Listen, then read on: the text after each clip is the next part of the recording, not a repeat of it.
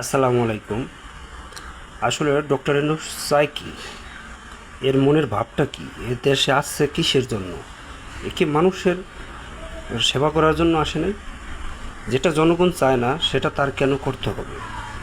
বাংলাভাষী চায় না তার অন্য কোনো বিভাগে বা অন্য কোনো ডিস্ট্রিক্টে তারা যাবে, এটা তারা চায় না। তাহলে জোর করে তাদের কেন এটা করা হইতেছে? উনি আসছে, জনগণ ওনাকে বসাইছে, দেশের সেবা করবে। উনি উন্নয়নমূলক কোনো কাজ না কইরা উনি যে জায়গায় গোয়া মারি ফোন্দা মারামারি আছে ওই সমস্ত কাজের লেগে উনি ব্যস্ত থাকে কেন?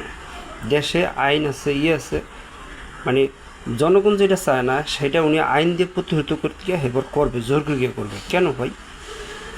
আপনাকে বসানো হয়েছে কিসের জন্য? শেখ হাসিনা তো ভালো না, সে তো দেশ থেকে চলে গেছে। তাহলে আপনি দেশের মানুষের সব মনের আশা পূরণ করবেন না? মানুষ কি চায় সেটাও দিবেন না?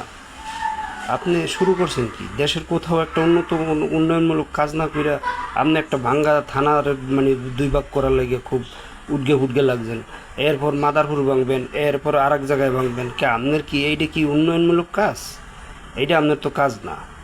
এটা যদি দরকার হয় পরবর্তীতে যারা সরকার গঠনে আসবে তারা করবে।